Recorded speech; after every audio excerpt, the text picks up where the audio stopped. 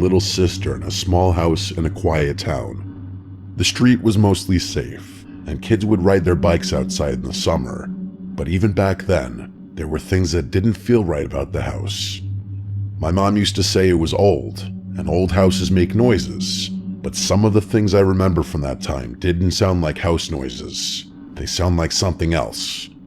Something I still don't really know how to explain. The first thing started one night when I couldn't sleep.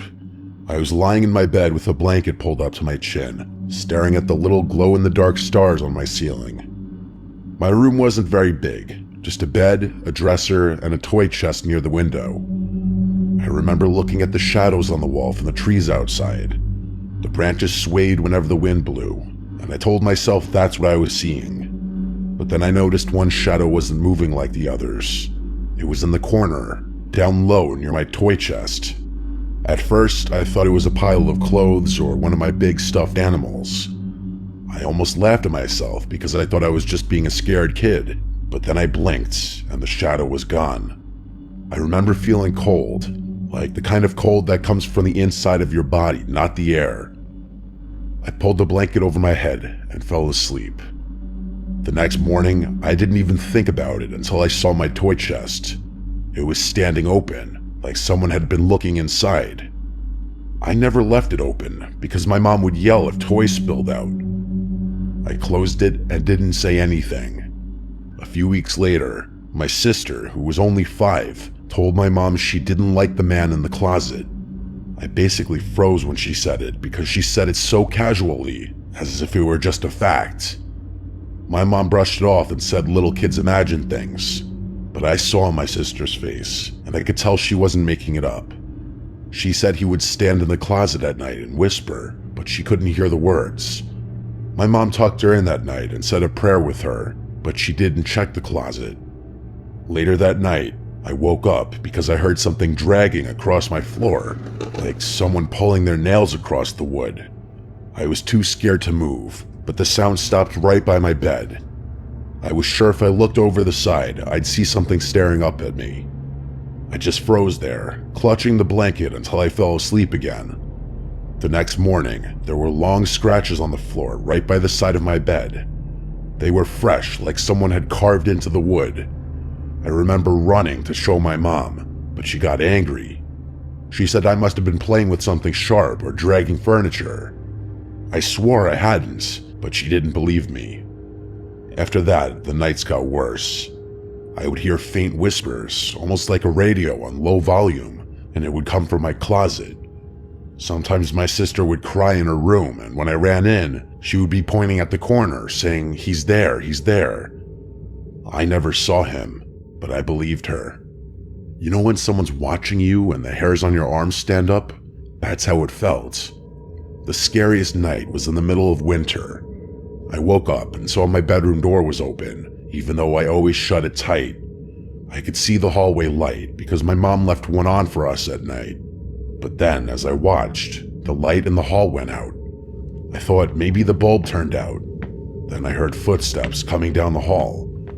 They stopped outside my door. I wanted to scream for my mom, but nothing came out. The door creaked, and I saw a tall, dark shape lean in, just its head poking into the room. I shut my eyes and pretended to be asleep. When I opened them again, the door was closed and I was alone. In the morning, I asked my mom if she had come into my room. She said no, she had been asleep all night. My sister said she saw the man again standing by her bed. We told my mom together, and she finally looked worried. She lit a candle and said a prayer in each room of the house. Things were quiet for a little while after that, but it didn't last. One afternoon, I came home from school before my mom. I was sitting on the couch doing homework when I heard the sound of the toy chest in my room slam shut. The thing is, nobody else was home.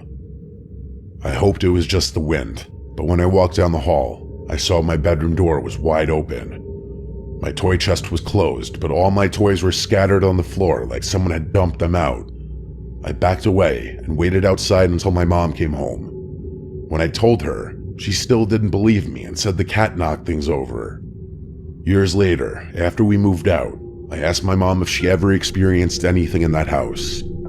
She hesitated, then said yes. She said sometimes she would wake up and see a shadow standing in her doorway. She said she never told us because she didn't want to scare us, but she admitted she believed there was something wrong with that house. She said she thought it was a man, someone who used to live there. She never said much more, but I know what I saw, and I know what my sister saw too. Even now, as an adult, when I think about that time, I feel sick in my stomach. It wasn't imagination. It was something real, and it wanted us to know it was there. Sometimes late at night when I can't sleep, I still hear the sound of nails dragging across the floor.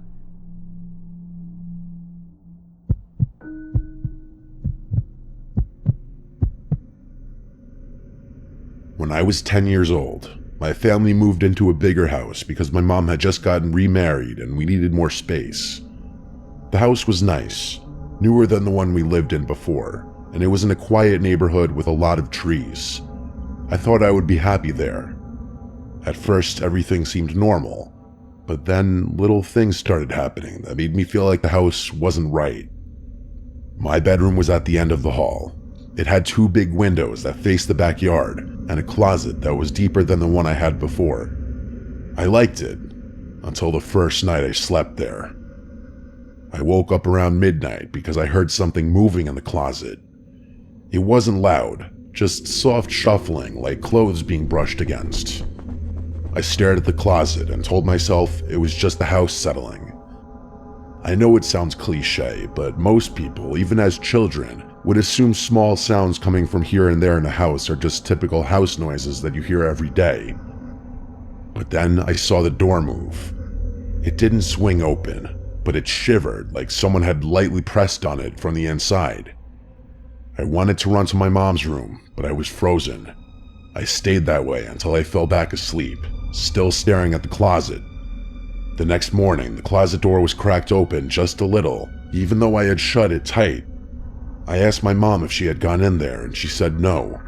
She said maybe the air vents pushed it, but I knew it wasn't the air vents. The nights after that got worse. I started hearing tapping on the window glass. At first, I thought it was tree branches, but when I looked, there were no branches near the window. The tapping would go on for minutes, and when I pulled the blanket over my head, it would stop. I tried to ignore it until one night I finally peeked out. I saw a pale hand pressed against the window. It was on the outside, but the window was on the second floor, way too high for anyone to reach without a ladder. The hand stayed there for a long time, just pressed, without moving. Then it slid down slowly and disappeared. I didn't sleep at all that night. I told my mom, and she started cracking up laughing when I told her. She didn't believe me for a second. When she saw that I wasn't just saying it as a prank or a joke, she leaned more into trying to convince me that I was probably in a half-asleep state and seeing things from my dream, but I knew that was a load of horseshit. My stepdad didn't believe me either. He said I was making it up for attention, and he also got a laugh out of it. But I started noticing he kept the hallway light on at night, so maybe he didn't feel as safe as he pretended. A month later, my little brother, who was 4, started talking about the white lady. He would say she came into his room and sat on his bed. My mom thought it was just his imagination, but one night I heard him screaming. I ran in and saw him curled up under his blanket crying. When he finally calmed down, he said the white lady had been standing by his door, just staring at him. He said her eyes were all black. I believed him because of what I had seen at my window. I started sleeping with the blanket over my head every night, but that didn't stop the dreams. I began to dream of the white lady too. She would stand in the corner of my room and whisper my name. Her voice was dry, like leaves rubbing together. Sometimes I would wake up and still hear it, faint but definitely real. One night I woke up and saw her standing at the foot of my bed. She was taller than anyone I had ever seen. Her head almost touched the ceiling.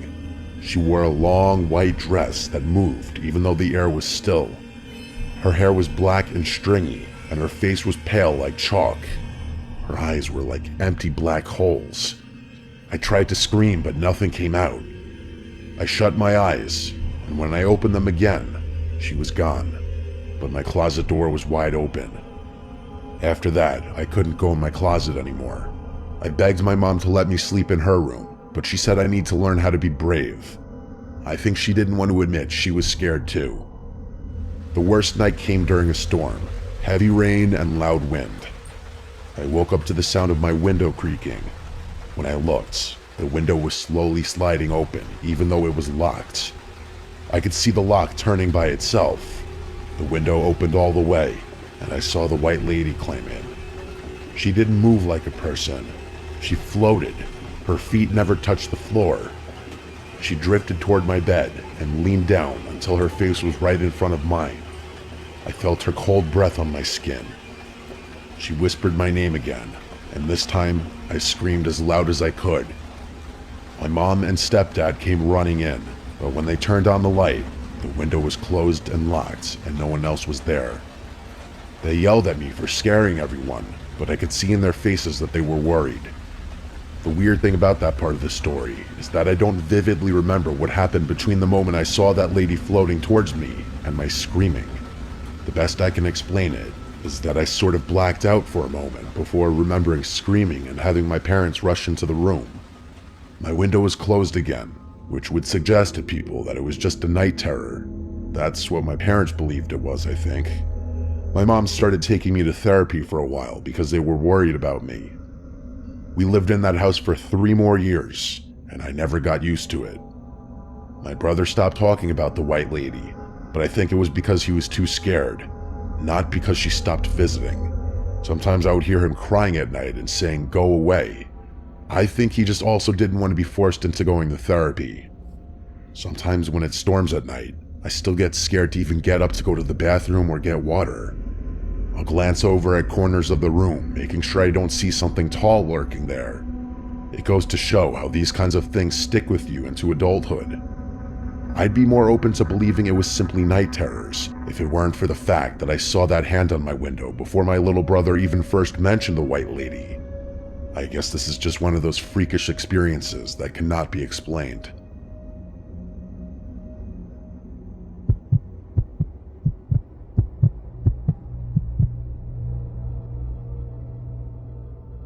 When I was 8, I rode my bike every day after school. I lived on a quiet street with small houses and big trees. I learned every crack in the sidewalk. I learned where the mailman stops. One house I liked was down the block. I had to ride near the corner of the block to get a view of the yard. There was a long driveway and a wide lawn. An older man stood in that driveway most afternoons. He'd always wear a hat, and he'd stand where the driveway met the sidewalk and look down the street. When I rode by, he would say hi. He never came onto the sidewalk.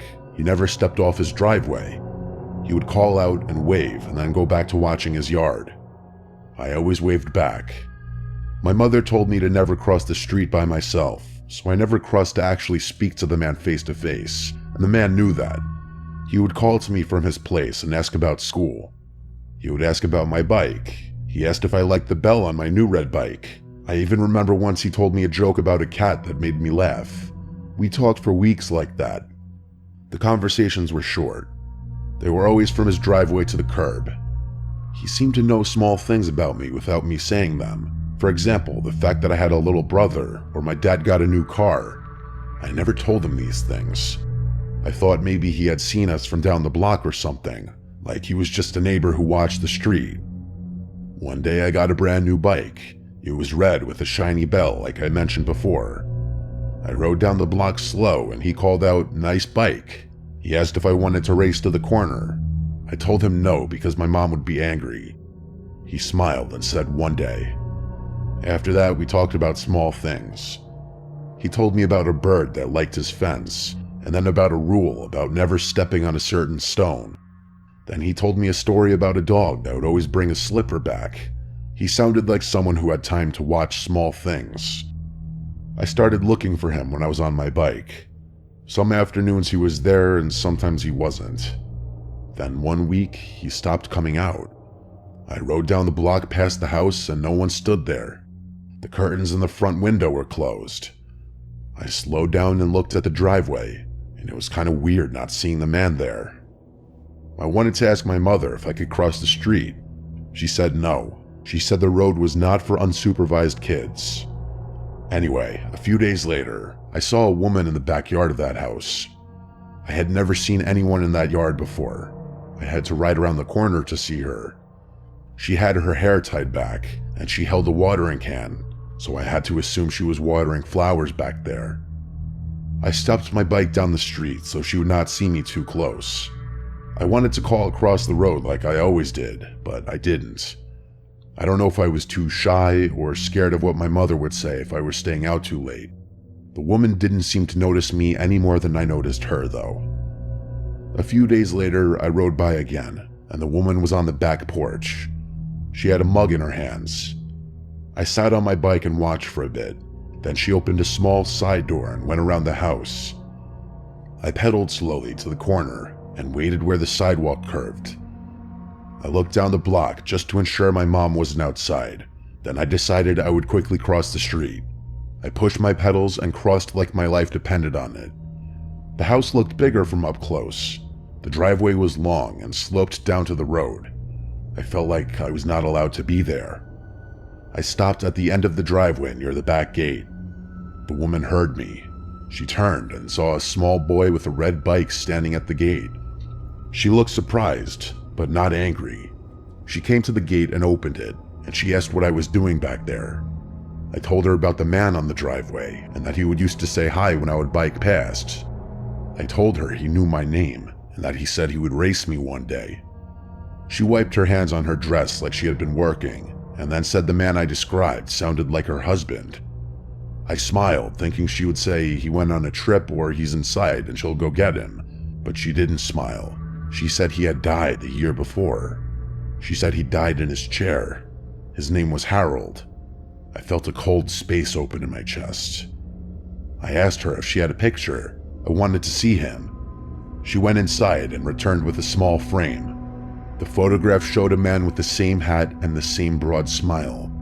He actually bore a resemblance to the man I'd always seen.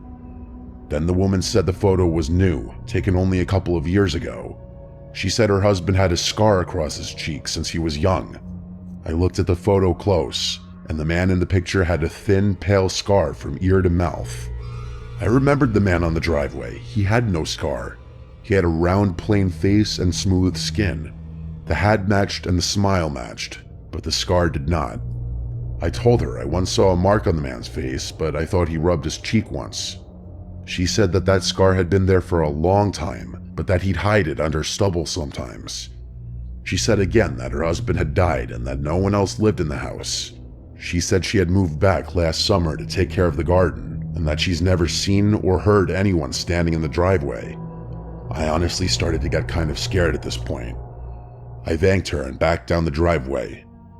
I didn't look back into the yard again. I rode home slow and put the bike in the garage. The bike ride back was kind of like how when you almost get into a car accident, you'll drive home the rest of the way in silence with the radio off. My mom didn't ask any questions when I got home. She just told me to be careful. That night I couldn't sleep. I thought about the man with the hat. I thought about his laugh and the way he said my name, and I thought about the scar in the photograph. The next day I went by the house and the curtains were open. Sunlight touched the porch and driveway, but no one stood in the driveway. I waved from the corner, but no one waved back, so I pedaled away. For a while, nothing else happened. I tried to forget. I made new routes on my bike. I talked with kids on other blocks. Weeks passed. Then one night, I woke up and heard my name. It sounded like someone outside the house near my window. The voice was familiar. It said my name like the man across the street used to say it. I sat up fast and my head started spinning. Over the light sound of raindrops outside, I knew for a fact I was hearing my name being repeatedly called. I shouted for my mother and then threw the covers over myself, hiding. She came in a hurry and sat by the bed. I told her about the voice outside my window. She rubbed my back and told me it was the wind. To make me feel better, she went to the window and lifted the blinds. She said there wasn't anyone out there, so I went over to check myself.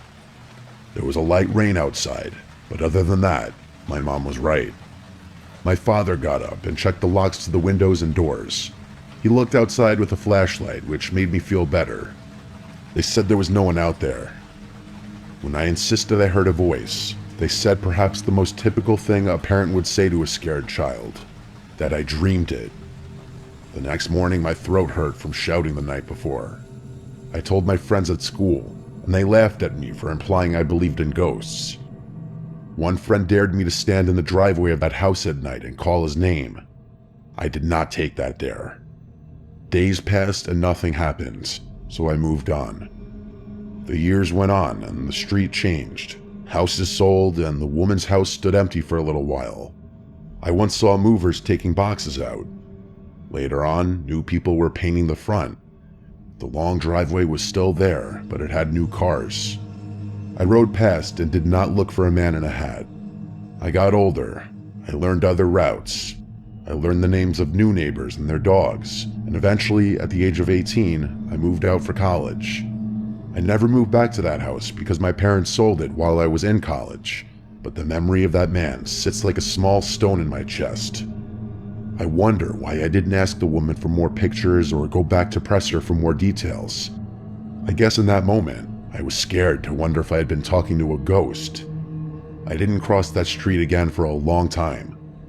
I told this story to 1 or 2 people later in life, and they even asked why I didn't go back and ask that woman more, or why I didn't tell the woman everything I remembered. Maybe they were right. Maybe I should have been braver. Maybe I should have asked more questions about the scar or to see a wedding photo. But I was 8, I wasn't really thinking that way. A few years ago, I drove down the block just for the hell of it. A child was riding a bike near the corner. The driveway was empty. For a moment, I wanted to stop. I wanted to ask if anyone had stood there and said hi. I wanted to know if anyone else had heard a voice in the rain. I wanted a small answer that would close the gap. But I didn't stop, I just kept driving. The memory stays as it was, and I try my best to suppress it these days.